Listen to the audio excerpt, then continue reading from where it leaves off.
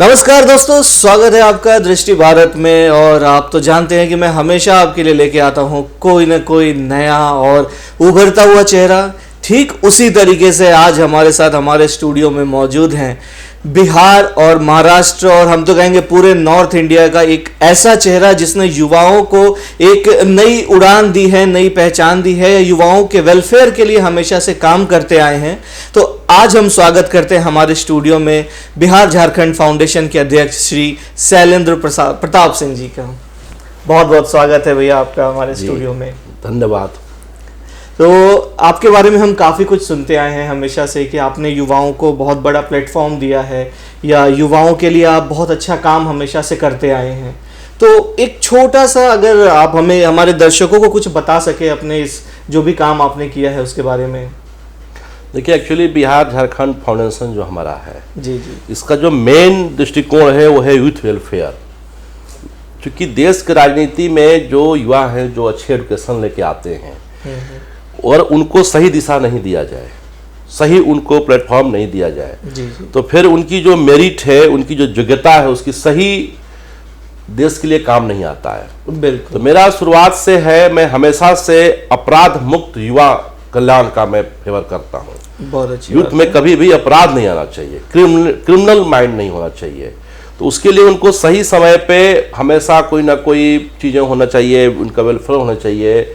जो ही नहीं कि हर यूथ जो ही नहीं है कि वो नौकरी ही करें, जॉब ही करें। ऐसे बहुत सारे फील्ड हैं जहाँ यूथ जो है, जैसा हमारा स्टार्टअप जैसे है, तो उनको सही दिशा देने के लिए हम इसको राजनीति से नहीं जुड़े हुए हैं। मेरा संगठन सिर्फ पॉलिटिक्स नहीं है, बट ये जो आजकल जो लोगों को दिमाग में आया है कि यूथ को पॉलिटिक्स नहीं करना चाहिए, तो नहीं, यूथ को ही पॉलिटिक्स करना चाहिए। अच्छा, मतलब आप कह रहे हो कि युवाओं को भी राजनीति में आना चाहिए। यस, ये आपके कहने का मतलब है। यस। क्योंकि अगर जो चीज वो एजुकेशन लेके आए हैं, जो अच्छा किए हैं, उनका अगर राजनीति में सही, अब राजनीति हमारी जाति पाति का, अपराध का, राजनीति का खात्मा होना चाहिए। अच्छा, जो जाति की राजनीति है या क्रिमिनल्स जो पहले से पॉलिटिक्स में हैं उनको दूर हटना चाहिए। ओके, ये तो बहुत अच्छी सोच है। आप देख रहे हो जैसा कि हमें पता चला था और आज बात करके भी हमें समझ में आ रहा है कि कितनी अच्छी सोच रखते हैं। और युवाओं को इससे अच्छा मौका नहीं मिलेगा अगर आप किसी भी शहर के हो, किसी भी राज्य के हो, बिहार झारखंड फाउंडेशन से जुड़िए और भैया को आप कांटेक्ट कर सकते हैं अपने बेटर करियर ऑप्शंस के लिए। और जैसा कि हमें पता चला कि भैया आप बिहार से हैं, तो बिहार में इलेक्शन का माहौल चल रहा है अभी, तो उसके बारे में अगर आप इजाजत दे तो हम कुछ सवाल आपसे पूछ सकते हैं। हमारी फोकस भी है बिहार राजनीति पे। अच्छा, तो बिहार के युवाओं पे भी आप फोकस कर रहे हो कि जी, उनके बिल्कुल, बेटरमेंट के लिए कुछ करना है। बिल्कुल। तो हम सबसे पहला सवाल जो है वो लेना चाहते हैं कि बिहार की जो राजनीति है उसमें कोई नया चेहरा उभर के आना चाहिए या पुराने चेहरे जो भी हैं उनको ही मौका देना चाहिए? देखिए, हमारा पुराना चेहरे जो माननीय सीएम नीतीश कुमार जी जो हैं जी, उनसे कोई मेरा कंप्लेन नहीं है। अच्छा। उनसे मेरा ये नहीं है कि उन्होंने काम खराब किया है, उन्होंने काम बहुत अच्छा किया है। बिहार जैसे राज्य को उन्होंने एक नई दिशा दिया। अच्छा। लेकिन क्या है कि जो होना चाहिए था, जो होना चाहिए था वो नहीं हुआ। और वो इसलिए नहीं हुआ, उसका सबसे बड़ा जो उदाहरण है वो जो कोरोना काल में हुआ। क्यों जो पलायन हुआ, पूरे देश में जो पलायन की न्यूज बनी, क्यों बिहार का ही न्यूज बनी कि बिहार का ही लेबर हैं, बिहार का ही मजदूर हैं, बिहार के ही लोग हैं, क्यों? अच्छा। वाई? तो हमारा बिहार में ऐसा क्या नहीं है जो हम वहाँ इंडस्ट्री नहीं लगा सके? बात सही है, रिसोर्सेज की कमी तो है नहीं हमारे। तो नीतीश कुमार जी ने जो बेसिक इंफ्रास्ट्रक्चर जो होता है स्टेट का, बिजली, पानी, सड़क, उसमें बहुत अच्छा काम किए। मैं इंडिपेंडेंट, मैं पॉलिटिक्स से हट के बोल रहा हूँ, मैं कोई जाति, मैंने मतलब कि कोई राजनीतिक दल के हिसाब से नहीं बोल रहा हूँ। उन्होंने बहुत अच्छा काम किया, इसमें कोई दुरा नहीं है। लॉ एंड ऑर्डर तो बेस तो उन्होंने बना दिया। लेकिन अब एक यूथ चेहरा को लेके, एनडीए को एक अच्छे यूथ चेहरा को लेके, उनके पास चेहरा है, अच्छा, लेके चुनाव में आना चाहिए, जो एजुकेटेड हो और चीज़ों को समझे और जो मतलब एक पैशन के रूप में, मतलब वो जस्ट लाइक एक सीएम पद नहीं, एक पैशन के रूप में सीएम पद का हो और फिर वो एक नया चेंजिंग लाए। अच्छा, अगर इस तरीके से हम देखें तो चिराग पासवान जो है वो भी काफी एक यूथ आइकन बन के सामने आ रहे हैं। ये तो खैर एनडीए का अपना इंटरनल मामला है। हाँ। लेकिन चिराग पासवान जी भी अच्छे यूथ पॉलिटिक्स करते हैं, अच्छा नॉलेज है उनको। माननीय रामविलास जी के वो बेटे हैं। रामविलास जी को भारतीय दलित राजनीति का माना जाता है, कहा जाता है जी। तो वो तो उनके ब्लड में है, अच्छा, मिला हुआ है। हाँ। बट अब किसको लाना चाहिए ये मैं नहीं बोल सकता हूँ, विवाद की बातें हैं, एनडीए किसको लाएगा। बट चिराग पासवान के कैपेबिलिटी पर हम उंगली नहीं उठा सकते हैं। अच्छा, कैपेबल। ओके, तो बीजेपी, जदयू और एलजेपी का जो समीकरण है, तो इसके बारे में कुछ आप बता सकते हो कि ये किस तरीके से अगली रणनीति को वो प्लान कर रहे हैं? देखिए, ये जो एनडीए गठबंधन है वहां तीनों पार्टी का, मैं पहले भी अपने किसी भी इंटरव्यू में ये कहा था कि बिहार का सबसे बड़ा चीज है, मुद्दा दो ही है, कृषि आधारित उद्योग।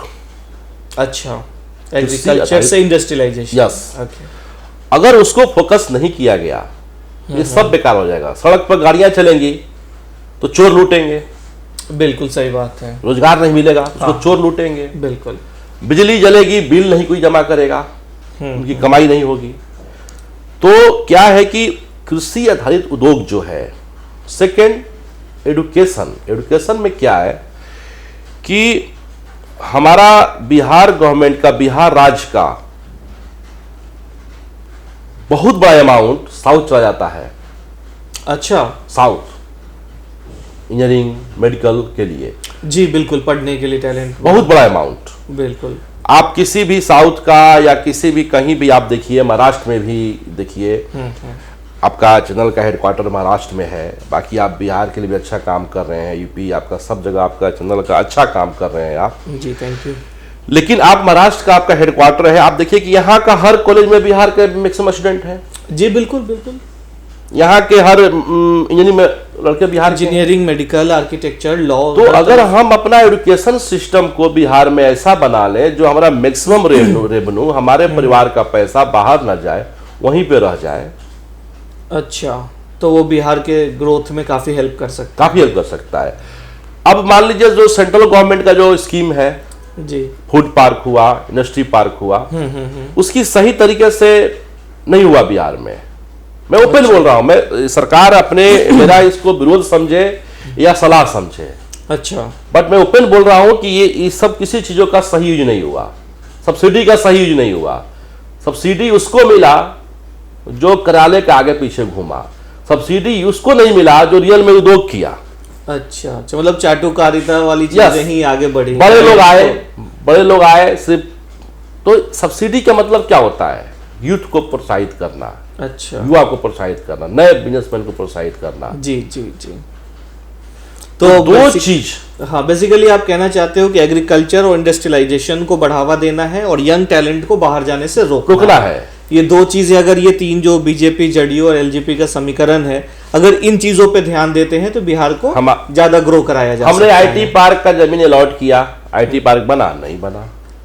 अच्छा, आपने ये इनिशिएटिव लिया? हमने सरकार ने अलॉट किया, हमने मतलब बिहार में। अच्छा, सरकार ने, हम तो सरकार में नहीं है, लेकिन सरकार ने आईटी पार्क अलॉट किया, नहीं बना। मेडिकल कॉलेजेस की इतनी गठन हुई बट आज तक कोई स्टार्ट नहीं हुआ। अच्छा। तो हम अपनी सिस्टम को इतना स्ट्रॉन्ग क्यों नहीं करें कि हमारा जो यूथ की जो मतलब क्वालिटी है वो बाहर न जाए। जी बिल्कुल, वहीं पर आ जाए, वहीं पढ़े, वहीं यूज हो। और इंडस्ट्री जो बोलते हैं कि माइनिंग चाहिए, कौन कहता है माइनिंग चाहिए? पंजाब में कौन सा माइनिंग है? एग्रीकल्चर बेस्ड ही है वो। बेस है। राइट। तो बेसिकली मतलब भैया की तरफ से एक सजेशन भी है कि बिहार को अगर ग्रो कराना है तो आपको इंडस्ट्रियलाइजेशन और एग्रीकल्चर पे ध्यान देना होगा, और साथ ही साथ जो यंग क्राउड है, जो टैलेंट है, जो यंगस्टर्स हैं, उनको हमारे राज्य से बाहर जाने से रोकना होगा। तो आइए चलते हैं अगले सवाल के लिए। बहुत ही इंटरेस्टिंग है, आप देखते रहिएगा, कहीं जाइएगा मत, ये भी बहुत लंबा इंटरव्यू है। तो भैया लालू जी पे अभी बात करते हैं कि लालू जी अब मैदान में खुद आएंगे या अपने बच्चे जो तेजस्वी यादव और तेज प्रताप यादव हैं उनको डालेंगे? देखिए, लालू जी एक सामाजिक न्याय का उपज है। अच्छा, सामाजिक न्याय से वो पब्लिक के नेता बने जी, लेकिन अपने कार्यकाल के बाद, अपने मतलब 2 कार्यकाल के बाद वो सामाजिक न्याय को भूल गए। अच्छा, ऐसा हुआ कि जो आइडियोलॉजी थी वो सामाजिक न्याय को भूल गए, फिर वो आर्थिक न्याय में चले गए। अच्छा। और उनके जो योग्यता है आज भी, जो उनमें जो गरीबों का नेता उनको हम लोग बोलते हैं, गरीबों का नेता, जी जी, वो है उनमें। आज भी हम मानते हैं कि वो गरीबों का नेता है, बट उनकी जो क्वालिटी है न तेजस्वी में नहीं है। अच्छा, तेजस्वी में वो क्वालिटी नहीं है, वो चीजें नहीं है। तेजस्वी आज भी जनमानस से नहीं जुड़ पाए हैं। जनमानस से जुड़ना होगा, ग्राउंड लेवल पे उनका अप्रोच नहीं है। अगर उनके पीछे जो लेवल है माननीय लालू प्रसाद यादव जी का, उस लेवल को उनको उखाड़ना होगा, जनमानस से जुड़ना होगा। अच्छा अच्छा, मतलब ग्राउंड की राजनीति, वो ग्राउंड लेवल की आपको अपना को दिखाना होगा। हमने क्या किया, आपने किस चीज का विरोध किया, आपने किस चीज का समर्थन किया, क्या नया लेके। अगर आप विपक्ष में हैं तो आपका सिर्फ ये काम नहीं है कि आप विरोध ही कीजिए, हाँ हाँ हाँ, और आपका ये भी काम नहीं है कि आप सबका पक्ष ही लीजिए। आपको कौन सा बिहार के लिए हमको विरोध करना है, कौन सा हमको विरोध नहीं करना है, जो अच्छी चीज को सपोर्ट कीजिए। जी जी जी। दूसरी चीज, उन्होंने अपनी कोई ग्राउंड नहीं, अपना ग्राउंड उन्होंने पब्लिक के जनमानस में नहीं जुड़ पाए। आपके साथ वही लोग हैं जो लालू जी के अपना टीम नहीं बनाया। तो आपके हिसाब से मतलब लालू जी अगर आर्थिक चीजों को छोड़ के वापस जनमानस से जुड़ते हैं तो राजनीति में जो उनकी पार्टी है वो वापस आ सकती है? नहीं, मेरा आर्थिक वो सेंस बोलने का नहीं था। मेरा बोलने का ये सेंस था कि मतलब लालू जी जो सामाजिक न्याय के थे, तो उनको जो चीजें कहीं ना कहीं जो एलिगेशन है सब लगी है, तो कुछ सच्चाई है, कुछ तो है उसमें। तो इस सब से बचना चाहिए था। आप गरीबों का नेता हैं, कुछ तो चारा घोटाला, धुआं कहीं बिना आग लगे धुआं तो नहीं उठती है। लेकिन मेरा कोई अधिकार नहीं है कि मैं उन पर एलिगेशन लगाऊं, लेकिन कुछ तो है जी। वो तो न्यायपालिका है, उसके लिए। बट सामाजिक न्याय का जिस तरह से पुरोधा बन के उभरे लालू जी, उसको उन्होंने मेंटेन नहीं रख पाया। अच्छा, तो अगले सवाल जो है हमारा वो है चिराग पासवान के बारे में कि आपको क्या लगता है, जैसे लालू के बच्चों के बारे में आपने बताया, लालू जी के बच्चे जो हैं तेजस्वी यादव, तेज प्रताप यादव, कि वो इस लायक अभी नहीं है क्योंकि वो ग्रास रूट लेवल पे लोगों से जुड़े नहीं हैं। क्या चिराग पासवान में ये टैलेंट है? क्या वो ग्राउंड लेवल पे जुड़े हैं लोगों से? देखिए, चिराग पासवान का मैं ये नहीं कहूंगा कि वो बहुत ज्यादा जुड़े हैं, नहीं जुड़े हैं, लेकिन उन्होंने कोशिश कर रहा है। अच्छा। अगला कोशिश कर रहे हैं। आईटी का उनके टीम है। मैं लोजपा में नहीं हूं या कोई पार्टी से मुझे नहीं लेना देना है, लेकिन जिस तरह से उनका आईटी टीम काम करती है, अपने हर प्रखंड अध्यक्ष, जिला अध्यक्ष से बात करना, रूबरू होना, और मीटिंग को अकेले बैठ के लेना, मतलब अच्छा, वो अकेले बैठ के लेना, तो हमें लगता है कि चिराग पासवान में योग्यता है। अच्छा, उनकी तारीफें भी काफी आ रही हैं। हाँ, योग्यता है। मैं देखिए, मैं यूथ पॉलिटिशियन हूं जी, बिल्कुल। तो कोई भी दल का, किसी भी दल का, किसी भी पार्टी का अगर कोई युवा चेहरा अच्छा काम कर रहा है, तो मेरा फाउंडेशन का एकमात्र उद्देश्य है उसको सपोर्ट करना, बढ़ावा देना, उसको युवाओं में लाना। मुझे दल नहीं देखना है। अगर तेजस्वी अच्छा काम करेंगे तो हम उनका ये अच्छी बात बोलेंगे, लेकिन आप घमंड का पॉलिटिक्स नहीं कर सकते हैं। आप घमंड, आप लालू जी नहीं बन सकते हैं। अच्छा, मतलब आपको वो हासिल करने में भी टाइम लगेगा। नहीं, आप घमंड का पॉलिटिक्स नहीं करते हैं। राजनीतिक घमंड के लिए नहीं होता है। No ego in politics. अच्छा, राजनीति सेवा का चीज है जी, बिल्कुल। ये तो सेवा, आपके अंदर सेवा भाव होना चाहिए। बिल्कुल बिल्कुल। अगर आप 2 करोड़ की भी गाड़ी में बैठे हो तो आपका शीशा खुला होना चाहिए, शीशा बंद नहीं होनी चाहिए, ताकि जनता आपसे जुड़ सके। आपकी सुरक्षा के लिए सरकार ने दिया है। ओके, तो इस हिसाब से हमें लगता है कि चिराग पासवान इस योग्य हैं और उनको सपोर्ट भी है, और आप भी चाहते हो कि वो आगे बढ़े? नहीं, मैं सिर्फ चाहता नहीं हूं, मैं उनका तारीफ इसलिए कर रहा हूं कि उनमें योग्यता है। अच्छा, टैलेंट चिराग पासवान जी में टैलेंट है। और अगर वो रामविलास जी के साथ काम सीखे हैं, पढ़ के आए हैं, अच्छा एजुकेशन उन्होंने हासिल किया है, और काफी आईटी की टीम उनकी अच्छी है, तो चिराग पासवान हमारे यूथ का अच्छा एक चेहरा है। ओके, तो बहुत अच्छी बात है। फिर अभी एक दूसरा टॉपिक जो है कि जहाँ जिस पे आपने थोड़ी देर पहले भी बताया था कि एग्रीकल्चर एंड इंडस्ट्रियलाइजेशन जो है, इस पे सरकार को ध्यान देना चाहिए। तो किस तरीके से उसमें चेंजेस लाए जा सकते हैं? एग्रीकल्चर को और क्या बढ़ावा देना चाहिए? में हमारे बिहार में सिर्फ आपको पता है 50% बिहार बाढ़ में डूब जाता है। जी बिल्कुल, ये हर साल होता ही आज तक बाढ़ की समाधान क्यों नहीं हुई? हाँ, नदियों को अगर डायरेक्शनल कर दिया जाए, नहर बना दिया जाए, बाढ़ का समाधान क्यों नहीं हुआ? हम बोलते हैं नेपाल से पानी आता है, तो क्यों नहीं, उसकी समाधान क्यों नहीं हो रही है? राइट। अब जहाँ उपज होता है, हाँ, जो नॉर्थ साउथ बिहार जो है, जी, तो वहाँ एक सिर्फ ट्रेडिशनल खेती होती है, गेहूं चावल ट्रेडिशनल। इससे हटना होगा, कृषि को इंडस्ट्री बनाना होगा। जैसे आप बोलते हैं वेदर के हिसाब से ऊपर होता है, नहीं, वेदर मिट्टी बहुत तरीका है। अच्छा, कई चीज खेती होनी चाहिए, सब्जी खेती होनी चाहिए।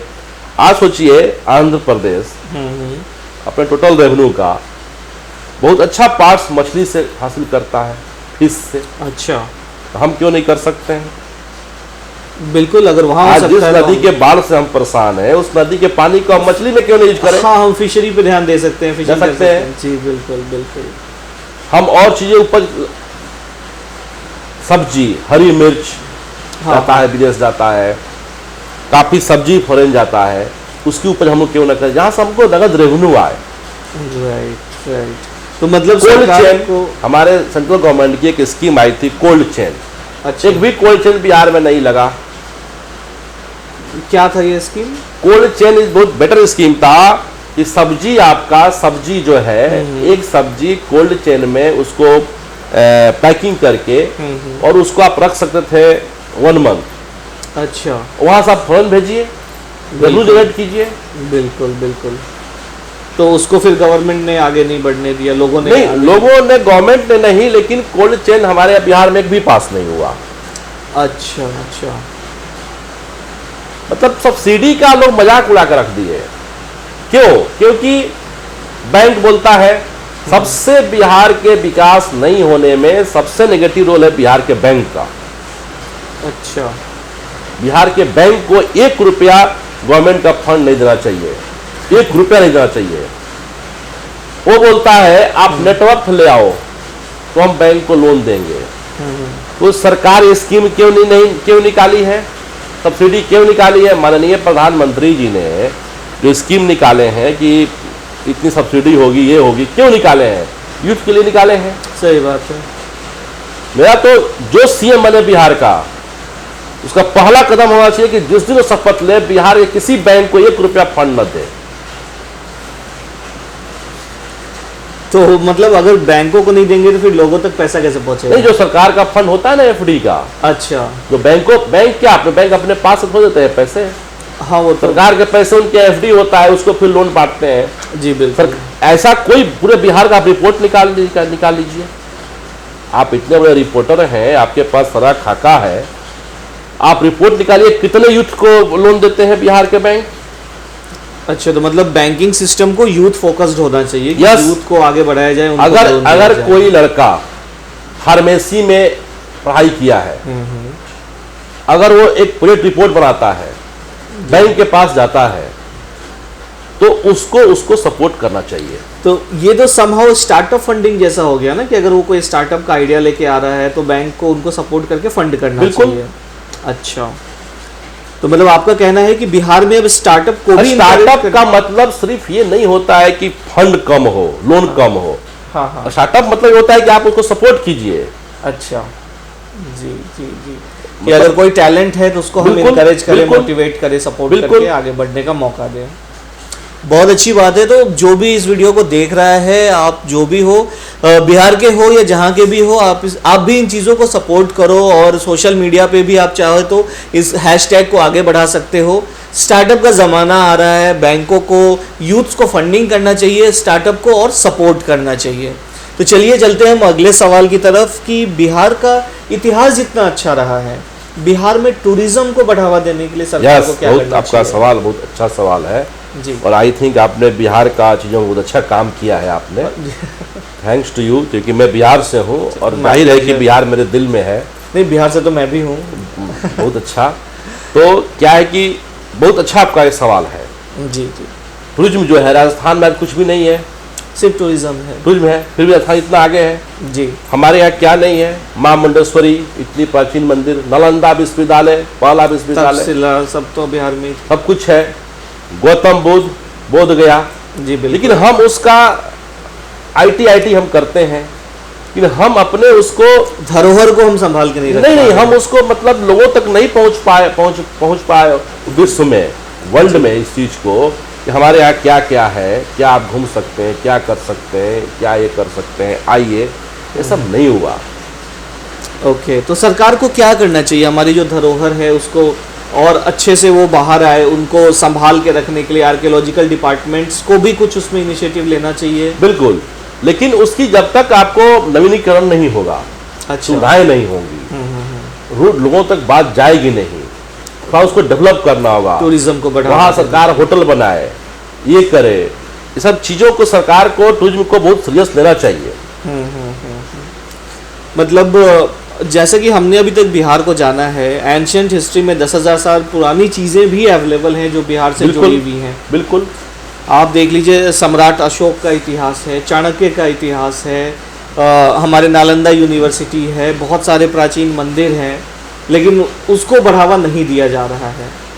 देखिए, मैं ये नहीं बोलूँगा, माननीय नीतीश कुमार जी के सीएम साहब का अगेंस्ट नहीं बोलूँगा, लेकिन मैं ये बात एक बहुत पहले आपको बोला कि सीएम साहब ने बेस बना दिया। अच्छा, बिजली, पानी, नींव रख दिया है। हाँ, अब एक यूथ चेहरा जो 20 घंटा काम करे और विजन हो, विजन हो। आपने टूरिज्म की बात किया, अब जिसको नॉलेज ही नहीं है कि टूरिज्म कैसे कैसे है, जी बिल्कुल, आप सिर्फ अधिकारियों के रिपोर्ट पर नहीं चल सकते हैं। राइट, हो सकता है कि बहुत लोग हमारे इस चीजों को खिलाफत करे, मुझे उसका कोई गम नहीं है, जो सच है मैं बोलूंगा ही। तो आपको पास होना चाहिए नॉलेज। हाँ, आपको पता होना चाहिए कि आपका एसेट है क्या, रिसोर्सेज क्या क्या है, क्या है, क्या क्या बना सकते हैं। जी, बिहार का टमाटर सबसे बेस्ट होता है केचप के लिए, उसमें बीज नहीं होता है, लेकिन लोग तो लिट्टी चोखा से बाहर ही नहीं निकले, जिक्र ही नहीं करते। बिहार के जो भागलपुर में जो लाल मिर्च होती है, जी जी, लाल मिर्च, वो श्रीलंका में सबसे खपत है लाल मिर्च का, हमारा बाहर जाता है, नहीं जाता है। भागलपुर में जो जामुन है, इतनी अच्छी जामुन की क्वालिटी है, अगर उसका जूस का बनाया जाए तो कभी शुगर नहीं होगा। अच्छा, कभी शुगर नहीं होगा। भागलपुर में जो मक्के की खेती होती है, औने पौने दाम में व्यापारी ले आते हैं उठाकर, और वहां हम बना दें कोल्ड चेन, बना दें कोल्ड चेन, मक्का हम वहीं से विदेश भेजें, फॉरेन भेजें, लोगों को रेवेन्यू आएगी। बिल्कुल आएगा। आज भागलपुर का सिल्क उद्योग, बाहर से सिल्क जाकर भागलपुर की दुकान में बिकता है। अरे मतलब हमारी चीजें बाहर जा रही हैं और बाहर की चीजें यहाँ आ रही हैं। तो देखिए, किसी भी स्टेट का इंडस्ट्री को बढ़ावा देने के लिए पहले इंफ्रास्ट्रक्चर बनता है, वो माननीय सीएम साहब ने बना दिया। अब एक अच्छे सीएम साहब को भी आगे बढ़ के उनको इस भूमिका में आना चाहिए, सीएम साहब को एक सलाहकार बन के बिहार का रक्षक बन के, और एक अच्छे यूथ चेहरा को जिसको विजन हो, नॉलेज हो, और जो काम कर सके, 22 घंटे काम करे, 20 घंटे काम करे। और जो बिहार का 3 बेस मैंने जो बताया आपको, कृषि आधारित उद्योग, शिक्षा का मतलब नवीनीकरण, नए डिजाइन से बिहार में शिक्षा प्राप्त हो, और टूरिज्म जो आपने जब टूरिज्म, राइट। फिर देखिए बिहार कहाँ जा रहा है। सही बात है, ये तो बहुत अच्छी चीज आपने बताई। आई होप कि जो भी लोग देख रहे हैं हमारे यहाँ सजेस्ट करें। एक सीमेंट फैक्ट्री लगी है। हाँ, सीमेंट ले आता है रायपुर से। अच्छा, वहाँ सीमेंट को पैकिंग करता है। सब्सिडी बिहार से लेता है। तो उसने 50 करोड़ सब्सिडी लिया बिहार से, और बिहार के कितने लोगों को रोजगार दिया है उसने। तो फिर ये ऐसी फैक्ट्री लगाने का क्या मतलब, जब तो ऐसा हमको सीमेंट फैक्ट्री नहीं चाहिए, हमको वो फैक्ट्री चाहिए जहां हमारे युवाओं को रोजगार मिल सके। जी बिल्कुल, किसानों को रेवेन्यू मिल सके। हम कृषि प्रधान राज्य के हैं, हमारे यहाँ एग्रीकल्चर राज्य है, तो हमारे किसान भूखे मरे और सीमेंट खाएंगे। नहीं, बात आपकी। मैं इसके खिलाफ लिखा था रिपोर्ट, कोई कार्रवाई नहीं हुआ। तो समहाउ ये भी एक है जो बिहार के ग्रोथ में एक बहुत बड़ा ड्रॉबैक है। जब तक आप एग्रीकल्चर को बेस बना कर नहीं चलेंगे बिहार में आगे बढ़ने के लिए। जी जी जी। और दूसरा एक बहुत ही इम्पोर्टेंट जो सिनेरियो हमने भी लेटेस्ट देखा है कि दिल्ली से और महाराष्ट्र से कोरोना के टाइम पे बहुत सारे मजदूर वापस लौट के बिहार गए, तो सरकार ने कुछ ऐसा सोचा है कि अब इनको वापस हम बाहर ना जाने दें, इनके लिए कोई अपॉर्चुनिटी हमारे स्टेट में क्रिएट करें? कोरोना में जो लोग वापस गए जी, आईना है, बिहार के पॉलिटिशियन के लिए आईना है जो जात पात की बात करते हैं। बिल्कुल, ये बहुत ही शर्मनाक चीज है जो बात देखा करते जाए हैं दलित की, उनके लिए आईना है वो, कि दलित नेताओं ने अपने लोगों के लिए क्या किया, ये आईना है। कोरोना को मैं मानता हूं महामारी नहीं है, आईना है, आईना है, राइट, सेल्फ बिहार के लिए। बताइए, पैदल बहुत दुखद तस्वीर थे वो, हमने देखे। तो सरकार, आपकी सरकार भी फेल हुआ, महाराष्ट्र सरकार फेल हुआ, मकान मालिक रेंटर को निकाल दिए, गरीबों को घर से निकाल दिए। सरकार इसमें क्या किया? रूल निकला कि पूरे कोरोना में कोई मकान मालिक गरीबों को घर से नहीं निकलेगा। सारे मकान मालिक निकाले, कोई 10 भी अरेस्टिंग हुआ? नहीं, वो तो नहीं हुआ, ऐसा कोई नहीं हुआ, नहीं आया जी। ये रूल निकला कि बड़ी बड़ी इतनी कॉर्पोरेट कंपनियां हैं, किसी भी कॉन्ट्रैक्टरों का पेमेंट देगी, एडवांस देगी, किसने दिया? सारी बड़ी बड़ी कंपनियां जो हैं, टाटा हो, L&T हो, छोटे छोटे कंपनियों को पैसा मार के बैठे रहती है। बिल्कुल बिल्कुल। तो इन पे कार्रवाई क्यों नहीं होता है? इनका MD जेल क्यों नहीं जाता है? तो ये तो बहुत अच्छा जो टॉपिक है आपने उठाया है। सरकार को इस पे बिल्कुल कार्रवाई करनी चाहिए कि जब केंद्र से ऐसे आदेश आए थे कि मकान मालिकों को अपने रेंटर्स को घर से नहीं निकालना है, या बड़ी कंपनियां कॉन्ट्रैक्टर्स का पेमेंट नहीं रोक सकती हैं, बट ये फिर भी किया गया है। कॉन्ट्रैक्टर के यहाँ लेबर काम करते हैं जी, बिल्कुल, उसकी पेमेंट नहीं हुई, लेबर कहाँ से देगा? वो लेबर को नहीं है तो मकान का रेंट कहाँ से देंगे? वो केला सामान कहाँ से खरीदेंगे? बिहार वापस गए। अभी हमारे पास बिहार में इतना इंफ्रास्ट्रक्चर नहीं है कि सारे लेबर वहां इंगेज हो जाए, नहीं है। खेती में आपको पता है, बारिश आया, बाढ़ आ गया, तो समहाउ आप ऐसा फिर वो वापस आ रहे हैं। तो फिर तो इसमें बिहार गवर्नमेंट को भी कुछ करना चाहिए ना, कि हमारा जो रिसोर्स है, लेबर भी हमारा एक रिसोर्स है, वो हमारे स्टेट से बाहर ना जाए। हम उनके लिए कोई अपॉर्चुनिटी हमारे स्टेट में क्रिएट करें जहां उनको नौकरी मिले, जहां आपके सारे सवाल का जवाब एक ही है, कृषि का इंडस्ट्रियलाइजेशन। जी जी, कृषि को आप उद्योग बनाइए, यूथ एजुकेशन को आप बढ़ावा दीजिए, यूथ को डेवलपमेंट प्रोग्राम लाइए, बैंकों का नकेल कसिए। बैंक क्यों नहीं यूथ को लोन देता है? क्यों? वाई?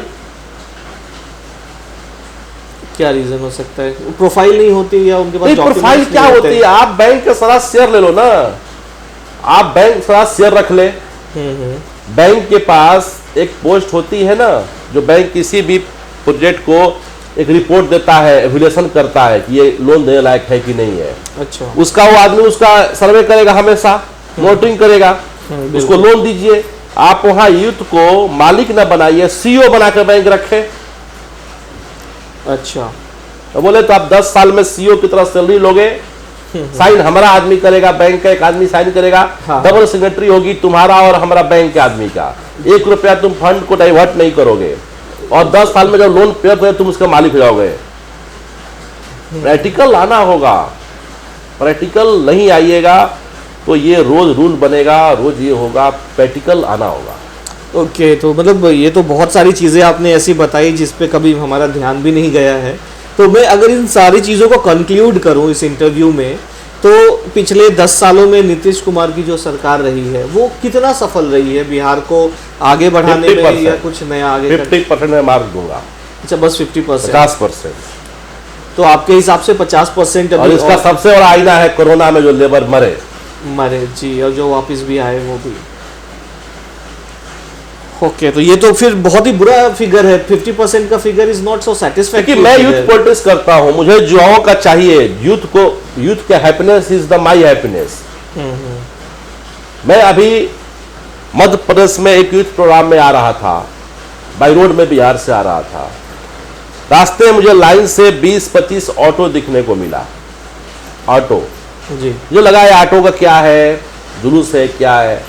मैं रुक के पूछा कि आप लोग ऑटो ये क्यों इतना जा रहे हैं, फैमिली बच्चे को बैठा? बोले सर हम लोग बिहार के वापस लौट रहे हैं। ऑटो से बिहार वो वापस घर चले गए थे, अच्छा, बिहार यूपी, अब उनको वहां काम नहीं मिल रहा होगा तो वो वापस आ रहे हैं। अरे अरे, ये तो बहुत ही दुखद है। पूरे कोरोना में इस बात की राजनीति हुआ कि कौन अपने आदमी को गाड़ी भेज के मंगवाता है, इस पर राजनीति हुई। मुझे बहुत हंसी आया इस पॉलिटिक्स में। अच्छा, ओपन बोलता हूँ, चाहे वो नीतीश कुमार जी हो चाहे जोगी जी हो, मैं ऐसी किसी की तारीफ नहीं करता हूँ कि कौन अपने राज्य के आदमी को बुला रहा है गाड़ी से। अरे हमारे आदमी को हम क्यों बुलाएंगे, जहां है उसको वही पब कोरोना में उपलब्ध कराओ ना। बिल्कुल सही बात है, फैसिलिटीज तो उनको उनके जहाँ प्लेस पे मिलनी चाहिए। एक आदमी को आप ट्रांजिट करके मंगा रहे हो तो ये सोचिए अब यहाँ क्या खाएगा, वहां क्या खाएगा। बात सही है, लेके तो आप आ जाओगे, फिर यहाँ ये क्या करेगा, फिर पहुंचाएगा कौन उनको। आप सर्वे करा लीजिए। जी जी, आप इतने बड़े चैनल चला रहे हैं, आप सर्वे करा लीजिए तो जितने लोग भागे थे 70% वापस आ रहे हैं। तो मतलब आप ट्रेन का टिकट चेक कराइए, जाने का टिकट है, आने का टिकट नहीं है। तो ये तो फिर से सरकार की नाकामी है, it's a failure of government. आप बस में मजदूरों को लाके बोल रहे हैं मैं बहुत बड़ा हेल्प किया, ये हेल्प है कि आप जहां मजदूर है उनको वहां खिलाइए। बात सही है। ओके, तो फिर ये तो पूरे कोरोना में अगर सबसे कोई निकम्मी सरकार है तो महाराष्ट्र सरकार। अच्छा, वो कैसे? इस पे सबसे अधिक पलायन महाराष्ट्र हुआ लेबरों का। बिल्कुल, ये तो हुआ है, लेबर मरे हैं।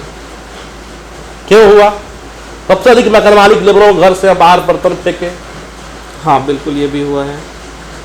यहाँ सिर्फ नारा होता है बिहार यूपी, यहाँ बिहार यूपी नहीं था कोरोना में ना कोई बिहार का था ना कोई यूपी की था। कोरोना में इंसान थे, सब भारतीय थे, सब इंसान थे, भारतीय थे।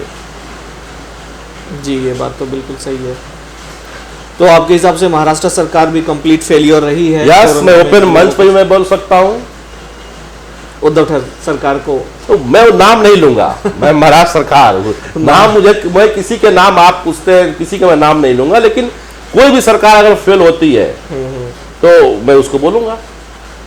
जी जी, ठीक है सर। फिर अपने इस सवालों के दौर को आगे बढ़ाते हुए एक बहुत ही इम्पोर्टेंट और जो सनसनीखेज सा जो एक मुद्दा पूरे देश में चल रहा है, सुशांत सिंह राजपूत जी के मौत का, ये बहुत ही दुखद घटना थी, हम सब जानते हैं। हाँ, एक यूथ चेहरा और एक टैलेंट, एक सितारे को खोया है जी। और ये हमारे देश के लिए बहुत ही दुखद बात है। तो सुशांत सिंह जी के बारे में आप क्या कहना चाहेंगे? इस पूरे इंसिडेंट्स के बारे में आपकी क्या राय है? सुशांत सिंह राजपूत की जो मुद्दा है उसकी भी राजनीतिकरण हो गया। अच्छा, और राजनीतिकरण करवाने का मेन श्रेय जाता है महाराष्ट्र सरकार को। ये कैसे कह सकते हैं आप? इसलिए कि अगर उनकी डेथ हुई तो जांच जो हुआ जी, जांच महाराष्ट्र सरकार को इस बात का जांच करना चाहिए कि फिल्म इंडस्ट्री से काफ़ी रेवेन्यू महाराष्ट्र सरकार को मिलती है। बिल्कुल, आज भी जितनी शूटिंग होती है तो मैक्सिमम जितने हमारे सीरियल्स आते हैं, टीवी सीरियल, जितने आपके वेब सीरीज आते हैं, जितने आपको आते हैं, ये सारे आपको मुंबई में शूटिंग होती है। बिल्कुल, मुंबई में ही होती है। इसका रेवेन्यू किसको मिला? यहाँ के सरकार को। तो अगर उससे जुड़ा हुआ किसी भी शख्सियत की मौत हुई और उस पर डिस्प्यूट हुआ तो उसका स्ट्रिक्टली जांच कराना किसकी जिम्मेदारी है? सरकार की। तो आपको भी लगता है कहीं ना कहीं गवर्नमेंट का एंगल है इस मौत में? नहीं, एंगल मैं नहीं बोलूंगा, बट आपने इस जांच को सरकार ने सीरियस नहीं लिया। और अगर जो सस्पेक्टेड है सुशांत सिंह राजपूत जी हमारे बिहार के थे और एक अच्छा युवा चेहरा थे, एक अच्छा सितारा थे, तो उनकी मौत में जो सस्पेक्ट थी, उनकी गर्लफ्रेंड, क्या नाम है, रिया चक्रवर्ती, उसको महाराष्ट्र सरकार ने क्यों इतना प्रश्रय दिया? जी, ये तो एक सोचने का एंगल है। अगर उनके पहले उनको बॉडीगार्ड सुशांत सिंह राजपूत के जो कुक था, जो हाउस मैनेजर था, उसको बॉडीगार्ड देना चाहिए था ना, क्योंकि उसको मार के लोग सबूत न मिटाए क्या बात है क्या बात नहीं है। राइट। रिया का बॉडीगार्ड क्यों दिया गया? हाँ, ऐसा कह रहे हैं कि पुलिस रिया को एस्कॉर्ट कर रही है। भाई किसी आदमी की हत्या हुई, आत्महत्या हुई, उसके जो घर के एम्प्लॉई हैं, उसके जो स्टाफ हैं, तो उनको ना देना चाहिए पुलिस प्रोटेक्शन, कि उनके पास सबूत है। हम ये नहीं कहेंगे कि सरकार क्या है क्या नहीं है, लेकिन सबसे बड़ी जो बात, मैं हर चीज को राज्य का विकास से जोड़ के देखता हूँ। बिल्कुल। फिल्म इंडस्ट्री से कितनी रेवेन्यू हमको महाराष्ट्र सरकार को आती है, और उसका एक स्टार का डेथ होता है, उस पर कोई कार्रवाई नहीं होती है, ढुलमुल नीति अपनाई जाती है, तो आप कहीं ना कहीं अपने कुर्सी के साथ नाइंसाफी कर रहे हैं।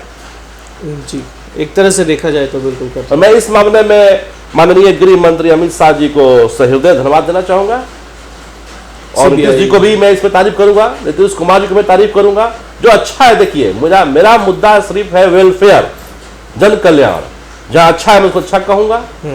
माननीय अपने बिहार के सीएम को भी धन्यवाद देना चाहूंगा, उन्होंने रिकमेंड किया, और बेटर हम मैंने बहुत ही थैंक्स करना चाहेंगे माननीय गृह मंत्री जी को, उन्होंने सीबीआई जांच किया, और सीबीआई हमारी बहुत उत्कृष्ट संस्था है, और जाहिर से कि वो सच्चाई को सामने लाएगी। अच्छा अजय, ये जो हमने अभी एक सिचुएशन देखा कि सुशांत सिंह जी की हत्या होती है, गवर्नमेंट सपोर्ट नहीं कर रही है, इससे बिहार के लोगों में काफ़ी रोष है, काफ़ी गुस्से में है लोग।